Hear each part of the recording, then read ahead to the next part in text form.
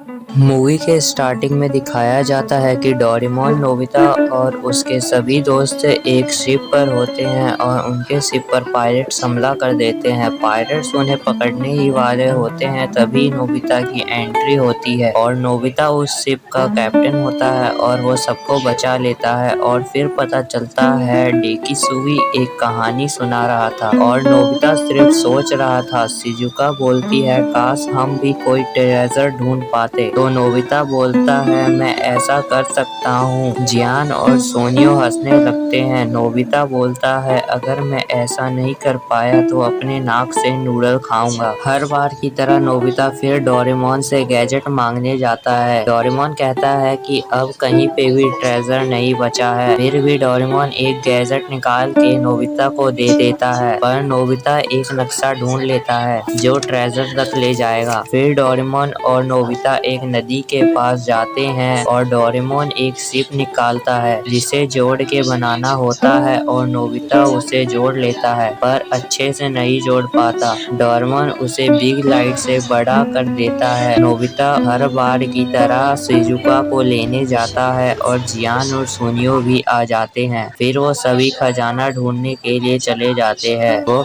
जाने वाले आइलैंड के पास पहुंचने ही वाले होते हैं कि पायरेट्स उन पर हमला कर देते हैं और शिजुका को सारा खोल कर ले जाते हैं और वो आइलैंड पानी में डूब जाता है और उनको पानी में एक लड़का मिलता है जिसका नाम फ्लॉक होता है। वो अपनी जेब से एक रोबोट निकालता है जो हर जगह का रास्ता बताता है। पहेलियों में वो जो पहेलियों को सुलझा लेता है उसको वहाँ का रास्ता पता चल जाता है। फ्लॉक बोलता है कि वो कोई आइलैंड नहीं, वो एक शिप है जो टाइम मशीन की तरह भी काम करता है। वो बोलता है, मैं पहले उस शिप का मैकेनिक था और उस शिप के मालिक मेरे डैड हैं और सारा उसकी बहन है जो बिल्कुल शिजुका की तरह दिखती है कि बस इसके बाल का रंग पीला था। सारा शिजुका को उस शिप में छुपा के रखती है और किसी को कुछ नहीं बताती। सारा शिजुका को शिप में घुमाने के लिए ले जाती है। उस शिप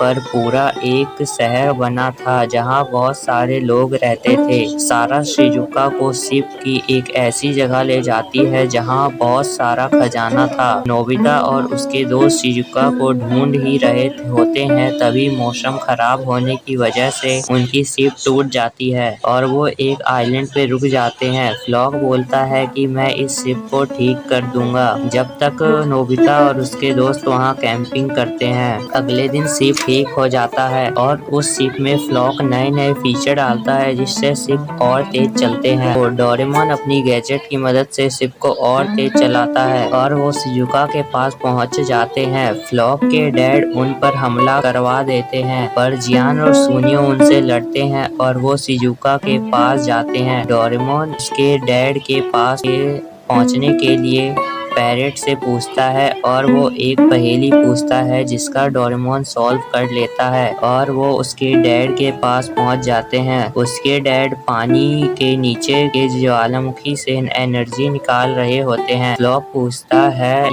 ये सब आप क्यों कर रहे हो? उसके डैड बोलते हैं, ये सिर्फ फ्लॉक की मॉम ने बनाया है, लेकिन वो किसी वजह से उनकी डेथ हो गई और आखिरी समय में उनकी मॉम बोलती है कि सारा और फ्लॉक का ध्यान रखना। इस वजह से वो अर्थ की एनर्जी निकाल के अर्थ जैसा दूसरा प्लेनेट बनाना चाहता था। फिर वो शिप हवा में उड़ने लगता है और फ्लॉक उनके सर्वर को हैक करने की कोशिश करता है। डोरेमोन भी उसे रोकने की कोशिश करता है और उसे एनर्जी के अंदर चला जाता है जिससे वो मर भी सकता था। तो नोबिता उसे बचाने के लिए जाता है और डोरेमोन को बचा भी लेता है, पर वो शिप से नीचे गिर जाते हैं। सुनियो और जियान भी अपना शिप उड़ा कर ला रहे थे और वो नोबिता और डोरेमोन को बचा लेते हैं और ये सब देखकर फ्लॉक के डैड हार मान लेते हैं और फ्लॉक उनके सर्वर को हैक करके वो रोक देता है और अब शिजुका को लेकर फ्लॉक और सारा को बाय करके वापस चले जाते हैं और मूवी एंड हो जाता है। Thanks for watching.